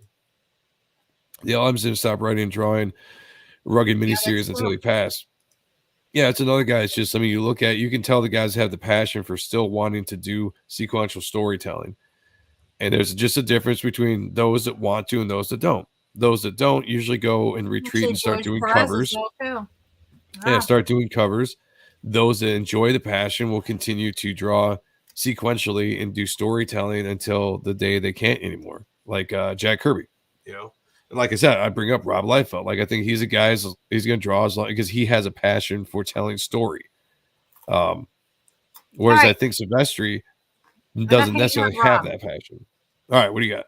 Enough hating on Rob Liefeld, everyone. Rob Liefeld gave me my first interview at a Comic-Con when my whole team left. Don't piss Kayla off. And he was nothing but nice to me, and he wasn't giving anyone interviews. Anyone. Liefeld does look good in jeans, although they used a butt double in the Levi's jean commercial. He gets you amped, and you know what? He's very straight and to the point. He knows what he wants. He knows what he wants to talk about, and he's respectful in everything. He's a cool dude. I think he's a really cool dude. Well, I'm sorry you had a bad interaction with him, American Brute. I'm sure that there's gonna be somebody out there that had a bad interaction with. But regardless, we all have. I'm a huge, there you go. Storytellers versus illustrators, 100%. And you might have that passion early on in your career, and then you just do everything. You draw for 40 years, 40, 50 years. You've drawn every character, you've drawn every story, you've accomplished the stuff you want to accomplish. Sometimes that's good enough for people. And they just want to be like, I just want to now sit back and have fun. I just want to do fun stuff like covers. You don't necessarily have to put in the work. Drawing sequential pages is a lot of work. It's a lot of mental work, a lot of physical work for drawing, for keeping things fresh, for telling the story. I can understand why somebody might lose their passion late in life, especially if you have an established name like Silvestri and you can just sit back and get $10,000 for a cover or something like that. Yeah.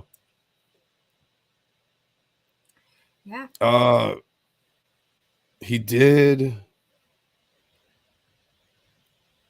I lost track. He did something. He just did something. What do we do? What are we talking about? Jasper asked what Liefeld did since Snake Eyes. I can't remember offhand. He's done a couple things, actually. Butt double. Yes, he had a butt double because they said his butt was flat. Butt was too flat for a jeans commercial. Actually, looks never have anything to do with press. I will tell you. It was because of the magazine that I had. He looked through it and it was something that he was interested in because it was a men's magazine. I was there getting the interview for, and he was interested in it because it had fitness in it. It had like a spot. Like I used to have to go get women for cosplay women. So and stuff. I wasn't even supposed to be doing that interview. Yeah, he's got this new book coming out called Airborns. He's doing stuff with his 30th anniversary. I think he's got Batter Blood coming up for Marvel, doing a ton of covers. He's still doing a lot of work out there for sure. Okay. Oh, they're re-putting out Bad Blood. They're putting it in a floppy form. Oh, that's true. That's on the stands right now. Yep. Brigade His 30th Prophet, anniversary books. Brigade Prophet is what Liefeld did. Yeah. Major X was on Liefeld, did not. Yeah, Major X. Yep, absolutely. I did want to bring this up before we forgot, but this is a short video of the cover of Kelly Jones, 2 books that go together that Kayla sent these pictures. So I put them in. Sorry, there's like a little glare because I was at work when I sent them, but I fucking love Kelly Jones. Look how eerie he made this look. Look at like the thick and heavy dark lines that he's using, but then he uses all the thin cross hatching and the folds. I'm sorry, no one does capes like Kelly Jones. I love how he does the capes. I just love the eeriness of it. I love everything about it. Look at the cross hatching and the moon. Oh, it's just very Kelly Jones, Batman and Joker. Kelly Jones stylist. He has his own, like you can look at that and that is a Kelly Jones Batman. You can tell. I'm sorry, guys. The glare is unbearable. You calm down, Noah. I know. I'm so sorry. Got Snake Dog in the house. These are Kelly Jones Kickstarter, or there is a Kelly Jones Kickstarter cover to book 1. I thought was amazing. Wait. What do you mean to book 1? Is that a Kickstarter cover too? A Kickstarter. What is this, Snake Dog? Wait, we need to look this up. Listen. Those ears, yeah. Kelly Jones' ears were always stand out. He made them 2 feet tall. I love it. He did more with the cape and more with the shadowing. He adds an element of horror. I didn't take the pictures, though. Style. Everyone else looks like they're emulating another person's Batman and Joker when you look at these covers and everything. And I feel that his stand out the most. Acquired taste. True to himself. He stays very true to himself. And I love that. And there are a lot of people, they hate Kelly Jones. There's a lot of people that hate on Kelly Jones because his stuff is not completely perfect, but I love it. In my opinion, his artwork is like, if you want to do a new take on a character and you want to do it correctly, I mean, without ruining who the character is, he has mastered that just by his horrific elements of what he did. So yeah, Sam Keith element for sure. With the long ears, Keith would do that too. Yep. All right, so he's saying there's a Kickstarter to this book with a few covers, and one is exclusively Kelly Jones, and you can get it. You can get it black and white. They're adding more as they release the books. I have not heard of that.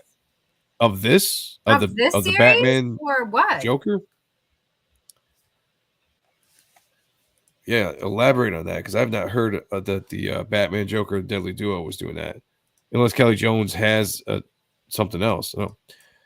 Background is cool too. So this is not my favorite Kelly Jones work. I really like the stuff he did in the 90s better than his current stuff, but I do like Kelly Jones. I love it. He adds a different element to everything, in my opinion. I just like seeing that it's different. If you look at everyone else's variant, they're trying to fit in. Interesting. With you have to look that up. Everyone is trying to, in a way, emulate Silvestri, I feel like, on their covers. For the most part, or emulate whatever's going on in the stories. He just did something completely different. He said, fuck it, I'm Kelly Jones. Oh, gotcha. This is what I like to do. It's unique. It's different.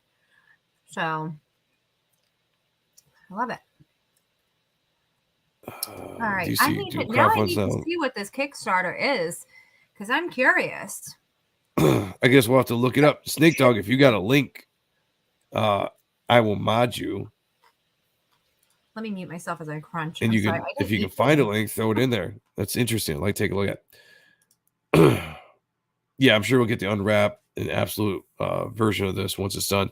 Yeah, I want an unwrapped version, black and white, and then I want a friggin' artist edition, 11 by 17 or bigger artist edition of this put out in the next few years as well. An art edition will be out in like 7 to 8 years. Joe. All right. Let's see this. Kayla, go to this. Can you do that on your computer?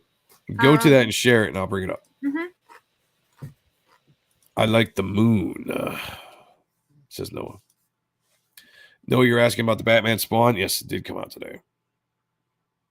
Not nationwide, but I think it came out in select places. But came out in my shop today. I haven't read the entire thing. I'll look through it, do a review on it. Maybe we'll talk about it on this show coming up. But it's all right. It's all right so far. Like, I'll just say that. So it's not this. This has me more excited. This Silvestri book has me more excited than the Batman Spawn. To this point. 100%. I don't like critiquing Kelly, but I choose not to buy it. Yeah, I mean, art subjective kind of thing. I feel you. Absolutely. Kayla, what did you think of Daphne Byrne? I'll have to ask her when she gets back. No, I'm here. I'm listening. I'm sorry. I'm just trying to. All right. So I see. Look up this Kickstarter. Limited signed exclusive. I think this is it here. All right. Okay. Let's see it. Share it here and let me bring it up. Share. Let's look at this. Chrome tab. Thank you, Snake Dog. We'll take a look at this and see what this is all about. This is interesting. Yeah. I have not heard of this. Either. Okay. Okay. I love this. Yeah, this is fucking. Oh, it's a signed exclusive Deadly Duo #1 variants. That is interesting. Ooh. Huh. So I wonder if it's just something he's doing on his own. Original art comics. 47 backers. On a Dunstable, Mass. Wait, let me find out Kelly Jones is in Massachusetts. I will have to hunt him down and ask for an interview. Watch out now. I would love to interview him because I don't think there's anyone else stylistically that does what he does. It's so, you're going to think it's the complete opposite of our Adams. Yeah. It's like the complete opposite end of the spectrum. Oh, yeah. I've reached out to Kelly Jones a couple times, never heard back. Wow, that's really fucking cool. I love this. Can you see this? Cover like how B, I see full right color. Now? Yeah. Cover B, full color, 7 by 11 print. I love Interesting. Well, I know what Kayla's gonna be getting. What's the prices on these books? What else is going on here? What is all of this? And David Finch is doing something here too? Wait, what? Oh, God. Oh, God. Bleeding Cool story provides a detailed timeline. Oh, fuck Rich Johnson. Bleeding Cool. You got Chris Graves in the house. He says, I'm a Capullo guy, but Silvestri is on another level with this book. Yes. 1000%. Same here. I love Capullo. But between the two books, this is the one I'm more excited about. The Batman Spawn one, so far of what I've read and what I've seen, is good, but it seems just maybe rushed. And I'll make an assessment on that when I actually read the entire book. Now, Sumo Thori in the house says it's one of those retailer exclusives. Okay. So look, I wonder to left. Here's my only thing, right? I will get this on eBay. You know why? And I'm going to be, I am not a fan of the person that is at Bleeding Cool. And I Truth. Do not. Who is? After my experience with what he did with the shop that I worked in and the lies that he spread, I'm sorry, I can't support anything that his name is near. I will get this, but on my own terms. So, and then they have the #1 incentive ratio covers. Interesting. Okay. Yeah, I've got those 2 Silvestri ones right there. But I'm going to get all the Silvestri issues of this run. Though? Is that I don't know who that is. Because they're doing interesting. Yeah. I love this. Jasper wants you to spill the tea on Rich Johnson. Don't give Rich Johnson your money. He wrote lies about my comic shop twice. Go figure. Twice, and had Kyle a whole bunch Holtz of issues and problems. Like literally had caused physical fucking problems for me at the shop when I was working at it. He spread lies. He spread drama. He had no consequence for his actions. He wrote shit without finding out facts. And basically what he does is if there are people that he knows, he spreads their lies without doing if you're due press, you have a duty to find out the truth, not print bullshit because of who you're friends with or whatever the perspective. And that's it. I can't even talk about the man. I hate him. I hate him. So I think everybody. I think he's just universally because he literally is all drama and lies. Like how are you gonna write? I just don't understand. There's a bunch of people that work at a comic shop, and you're gonna go to one person that got a history of pathologically lying that didn't even work at the and then not talk to. I can't even get into it. I hate that man. So say it.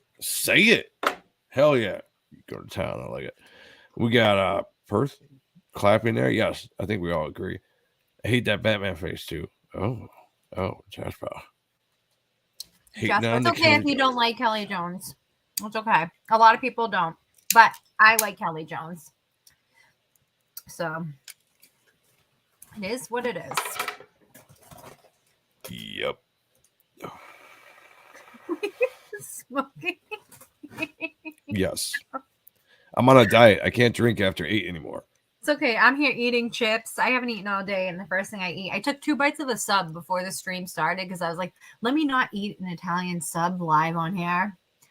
But then I saw the Doritos when I let the cat out. I was like, oh, fresh bag of Doritos. I don't mind. I feel like I'm in grade school. All right, guys. I think we're going to get out of here pretty soon. I've got an early morning to get to. Yeah. But that was an awesome book, Silvestri. I'm going to show you guys real quick a sneak peek at a page I finished for Reaper Destroyer a little bit ago, just the pencils. This is for anybody that's watching live. Look at this. It's going to be blowing up because it's a PDF, and I don't know what the JPEG is. What do you guys think about Joe's work here? Don't ask Noah. Or Jasper. This is amazing. You already know my feeling. I want to see what the chat has to say about this. I'm having a lot of fun drawing this. My goal is to get it out by July. I'm working real hard on it. I'm bringing in extra people to help on the book because Bat and Weems are their real work schedule in the real industry is getting busier and busier. So I brought in Chance Wolf to do some inking on this, and he's done some fantastic job. I'm talking to another really awesome popular inker. I'm not going to say anything until he actually does some work, but that's going to be fun to work on. So I'm just working with a bunch of people I like on this book and just having a badass time drawing it, knowing that the guys I'm working with are going to make this even more. I can't zoom out, Jasper. This is a PDF. I wish I could, but this is all I have on my computer. For some reason, it's not letting me zoom out. I can zoom in. You should zoom in because I think people should see the detailing that you have there on the top panel a lot. Look at this. Yeah. How long did this take you to do? Fuck, I'm not sure. Because I bounce around. I work on several pages at once. So if I feel like I get stuck on a page, I'll just jump to another page. That's actually very smart. So I've got 2 or 3 pages I work on at a time, and just whatever I want to get done is the one I feel most motivated at that time to work. So it also lets me if I'm just kind of say on a panel like that, I'm just kind of stuck on background work and I'm getting bored. I'll jump to a different page I'm working on just to do something a little bit more fun, I'm doing this too fast for you to read. The texture is nice. Yeah. Oh, you bring up I can't see the chat, or I can't see the. It just kicks ass. Energy is awesome. Thank you. Thank you very much. Jay Desolate Souls is saying, like, bro, what the fuck? You were taking it to another level, dude. Yeah. I'm studying as much. I try to improve every day, guys, with my line work and with textures and stuff. I study certain inkers as well to see what they do. I study Bat and Weems to see some of the stuff that they would do in collaboration with me. And also I know that I can do some experimenting because I work with very talented inkers that can clean it up if I want to, so I have a little bit of freedom to not be so worried about everything being perfect, because I do work with inkers and they are the ones that are supposed to make this solid and add line weights to it and everything. So I can leave some stuff a little bit loose and just try to capture that energy and feel, knowing that these guys are going to come along and knock it out of the park, and I can't wait. I don't know who's going to ink this one. I've got an idea of who I'd like it to send it to, but we'll see. Like I said, I got some fun announcements of people I'm bringing on to the book to just continue to make this thing just the best that I absolutely can make it for everybody that backed it. So there's a sneak peek, guys, at some of the stuff I'm working on. And I finished this, I want to say, a couple weeks ago. So I'm just kind of now showing it to you guys here. If you're a member of this channel, you get to see a lot of this stuff that I will put up, exclusives that you guys get to see first. You get to see stuff that I'm working on. You get to finish pages. Here's another thing I'm going to show you guys real quick before we get out of here, since we're talking about. I'd like to know how many pages, or what is the percentage? You know what? I'm not going to say pages. Let's say, what is the percent that you're at being done? I have no idea. I honestly don't know, because I'm not keeping track of like pages or percentages or whatever you want to call it right now. I'm just working on scenes, and because I'm bouncing back and forth between so many different scenes, I'm not doing the book like linear. I'm not quite sure, but it's coming along really well. Like I'm aiming to get it out in July, and that's hopefully getting through all the inkers I have and the colorists and that as well. So yep, and Dennis is wondering who your colorist is, if you want to reiterate that for. I got a couple different colorists on the book itself. Right now it's Kyle Ritter. And he's done some fantastic work. Although he's been kind of MIA lately. I think Ethan was talking about that too with him. So trying to figure out what's going on with that. But I do work with Dan Kemp, who is a longtime Spawn colorist. And he's worked all across the industry. And he's done a lot of the colors on the cards and the prints. And he did a color on this, which is going to be a cover of one of the mystery books that we're going to reveal after Christmas. Since we're so close to Christmas, I'm just going to hold off. But I'm going to tease that the next mystery book is coming onto the campaign, and this is going to be the cover for what it's going to be. Some have asked if it's a supplemental book or if it's a completely different book. I would say we're doing like this kind of combo thing between a supplemental and some behind the scenes, exclusive stuff, which I'll explain the closer we get. But this is Dan Kemp's work, and I really dig it too. Dan does a great job.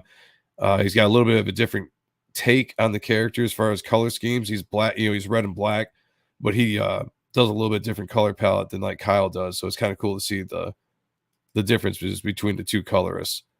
So I do trust Dan quite a bit. He does a fantastic work. And this scene, actually, the reason why the cover is the way it is, it has a specific look to it, along with a specific color, because it's actually revealing something that's happening in the book that I'm not going to say here until you read it, because it will spoil it, but it's kind of giving a foreshadowing of something you're going to see in issue 1. So there's just a sneak peek of that. Some of the stuff we're working on with Reaper Destroyer. By the way, Reaper Destroyer live on Indiegogo now, hasn't been shadow banned. I've been very excited that this has not been one of those that have been attacked by the shadow banning. So hopefully that continues, but we're sitting at $55,534. Let's get this to 60. It's hard for me to put it over 50% when I don't have the other people's workload. You know what I'm saying? So there's three different major sections. There's me drawing, then there's the inking, and then there's the coloring. And obviously that's going to go as fast as I go and as fast as they go. It's one of the reasons why I'm bringing in other inking help, is because the inking process is kind of slowing down a little bit because of just work in general and demand for the names I have in this book. I got big names like Joe Weems and Matt Banning, Chance Wolf as well. So those guys have a lot of other work coming in. So I'm bringing in more help. So I don't know. I don't know percentages. I wish I could give you a better percentage. I also don't want to put a number out there that's wrong. So I'll just say it's coming along good. It's coming along good. I'm bouncing all around the book. But if you guys are ever interested, you don't know, I've got my own book here. If you watch this channel for the content and you dig it, we have this book is very it's got that 90s feel with a modern day kind of twist with the story, character design, the names I'm working on. I'm hoping to get this book out in July, like I said, but this is my book. This is what I'm doing right here. It's my alternative to whatever might be plaguing the mainstream right now. I'll give you this kind of dark hero, this dark kind of a sci-fi hero. Yes. This is the color to the black and white piece, which I have to mail out as soon as I get some of the other stuff. I was putting into that. But so yeah, this is the black and white. I gotta look. I can't remember who won it. We'll have to go back and look at who actually won this. But yeah, this is the black and white that we sold in the auction. Thank you very much over the weekend. I appreciate everybody that bid on this and that won it. Stay. Sorry, guys. That is it. That is Yeah, it. We will. I think I'll be back. Yeah. I'll be back Thursday. Who do I got coming on Thursday? Thursday at 8, I have Gilly Wrights and Outlaw Nights coming on. That'll be fun. Just gonna hang out, shoot the shit, talk about the comic industry, look at some campaigns, and have a good time with the chat and everybody that's coming in there. Thank you, appreciate it. RJ and Rizzo's Valiant Heroes just got shadow banned. Really? Yeah. That's crazy. I still don't understand why it's happening. I know that right now Reaper Destroyer isn't, and the Lucent isn't that I can see. I don't think that's been shadow banned yet. But there's been a lot that has. It's crazy. Kayla, what are you doing this week? So Thursday at 9:30, Kayla Cuts Deep is back. And this week I have Vaughn Coleman coming on with Tom Fenoglio and Rob Hunter to discuss Hunter Ninja Bear and Nice. Phenom Comics. And Rob Hunter is probably going to pull up his book that's out right now that he has his campaign. So I'm pumped because Hunter Ninja Bear was a freaking awesome book. Like that book rocked. I've heard of it. I've heard of it. Rocked. Oh my god, it was a crazy book. Like I loved it. It was insane in a good way. It was like very, very high tea, kick-ass book. It had bears, ninjas, cocaine hunters. bear. It had everything in it. I mean, the book is crazy. So it's great. Well, check out JMS Talks Comics live at 8 o'clock this Thursday, and then head over to Death Curse at 9:30 as soon as we're done. Back to back. Yeah, as a person of color ever been shadow banned? I don't know. I don't know who has and who hasn't. But it definitely seems kind of suspicious with the goings on. Shadow ban only applies to white dudes, especially conservatives. Prove me wrong. I would agree with you on that. I got no problem agreeing. Right now it's not. So all we can thank you, Dennis. is just, keep appreciate you. Appreciate you. Back, spread the word around.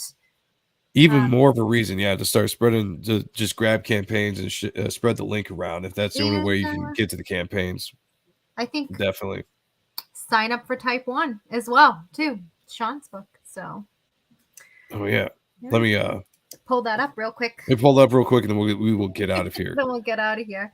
But Sean is who we had the auction for over the weekend, which did fantastic. It's sitting at $15,000 that we were able to raise for the Ahrendt family, which is extremely special, knowing that what they're facing. So thank you guys for everybody that came out to that and was a part of that. Sean's got a book that's coming out that he's working on right now. He had to take a break when he had to stop and take care of his mother there for a few months. And I know he kind of worked on it when he had the time, but he's going to be getting back on working on this again. We're going to be launching this sometime this year, earlier part of the year, I think, but look for this earlier part of the year. This is a fantastic book. A lot of the stuff you see here, he's going back and redrawing it spending more time just refining things and making it as best as it can look. Colored by Dan Kemp. It's going to be, a beautiful looking book, and the story's fun. And it also is going to help JDF, which is the Juvenile Diabetes Foundation. So it also has a good cause all around. So guys, go sign up for that. Check it out. Let me drop the link in the chat for everybody. If we don't have any mods in there. There you go. And I'm going to dip here before I lose my voice, although it's getting better. My voice is feeling a lot better. Took a long day over the weekend, but hopefully I'll be able to talk freely again pretty soon. All right, so, then. Kayla's, what? Do you know when transparency layers for color in the printing process were phased out, or are they still printers to put comic books together traditionally? Huh. That's a great question. I actually don't have a complete answer for that, because I would say it depends on what you're printing on. But I know a lot of things are done digitally now, but I know like the newsprint, that was literally done on a roll. Huh. Like if that's what you're speaking of, like you'd have, like, I'm trying to think of what you mean by that. So when transparency layers for color in the printing process were phased out, or are there still printers to put comic books together traditionally? Well, I mean, there's Yes, there's there are. that do that. I'm like, I'm trying to think of what you I guess mean. I don't. Are you talking about like? So I'm like, I feel like you asked me two questions in one there, so you've puzzled me a bit. I'll tell you what. We'll think about it and we'll get back to you. We'll think about it for a second. I need to think about that, because I'm thinking like newsprint. That's something completely different. Printing. This will be like a whole nother half an hour. DM me and there you go. DM me on Twitter, and then I can give you an answer. next Tuesday here at 10, we're going to be looking at the evolution / decline possibly of Jim Lee's art. It'll be an interesting show and discussion that we're going to have going over some Jim Lee stuff. And I love Jim Lee. So next Tuesday at 10, I believe that's what we're going to be doing on Appreciating Comic Book Art Live. Thank you everyone for joining us. If you like this channel, like the content, hit the like, hit the subscribe, become a member of the channel. And as always, picture me naked. Talk to you later. Peace.